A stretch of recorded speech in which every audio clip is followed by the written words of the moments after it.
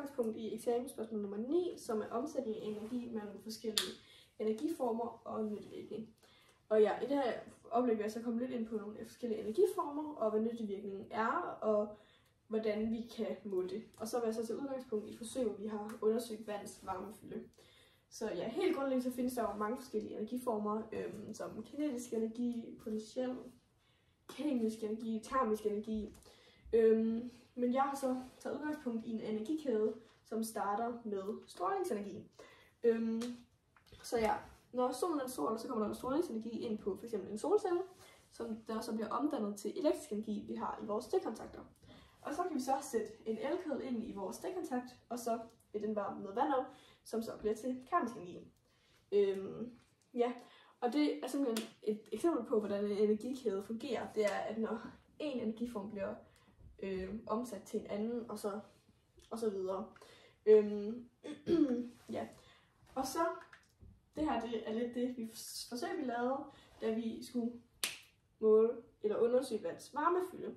Og det gjorde vi jo så ved at varme noget vand i en elkedel. Og for at undersøge vands varmefylde, så skal vi bruge formlen for termisk energi, som er E term lige med massen gange varmefylde gange temperaturforskellen, eller delta T. Men fordi at vi så skulle regne varmefylden, altså vores C her, så skulle vi omsætte formlen lidt, så den blev C er lige med altså vores energi delt med massen gange delta T. Og så for at vi så skulle finde vores energi, så skulle vi så regne den energi, vi har tilført fra en elektrisk energi. Og den energi finder vi ved at sige effekt gange tid.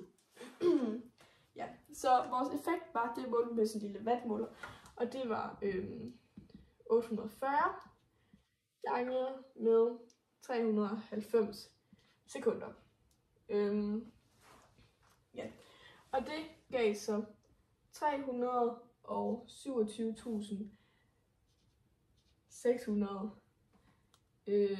joule. Og så kan vi så begynde at putte vores tal ind i formlen for varmefylde.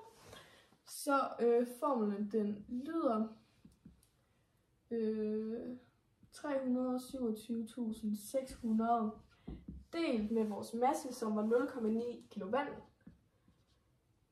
ganget med vores temperaturtilvækst, og vi varmede vandet op fra 14,2 grader til 75 grader, så vores temperaturtilvækst har været 60,8 grader.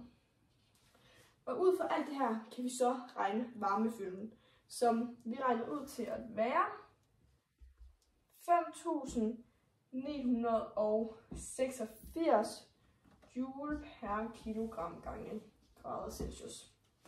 Og ja, når vi så har den varmefylde her, så kan vi sammenligne den med den korrekte varmefylde for vand.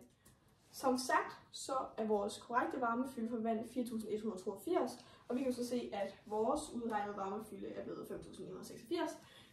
Og det vil så sige, at der er noget energi, der er gået tabt et eller andet sted. Og jeg har lige taget tavlen ren, så vi kan regne ud, hvor meget energi, der er gået tabt.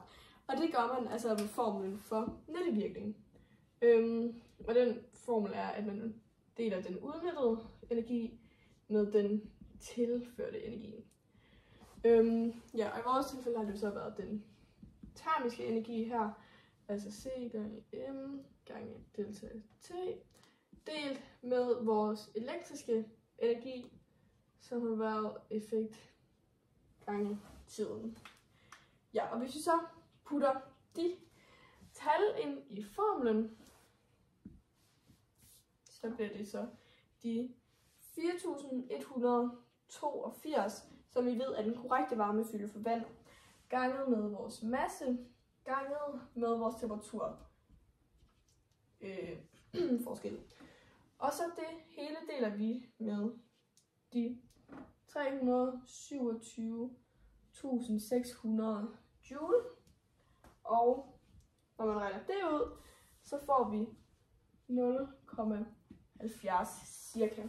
Og det vil altså sige, at vores elkedel har haft en nyttevirkning på cirka 70%. Og det vil altså sige, at der er cirka 30% af den tilførte energi, der er gået tabt et eller andet sted. Og den energi er formodentlig gået tabt til omgivelserne, altså det kan være, den er gået tabt til bunden af elkæden, eller bare sådan, ja, generelt til omgivelserne. Så det vil altså bare sige, at det ikke er alt den elektriske energi, der er blevet tilført til opvarmningen af vandet. Bare lige for at summe det helt op, så kan vi sige, at hver gang vi har en energikæde, hvor der er en energiform, der bliver omdannet til noget andet, så vil der altid være noget energi, der vil gå tabt. Og for at regne ud, hvor meget der går tabt, så bruger man formlen for nyttevirkning.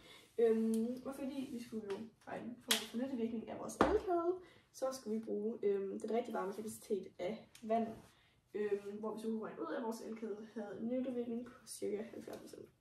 Og ja, som sagt, det er rigtig godt at vide, hvor meget nyttevirkning man har, så man kan vide, hvor meget tab der har været fra den her ene, når den ene energiform er blevet omsat til en anden energiform.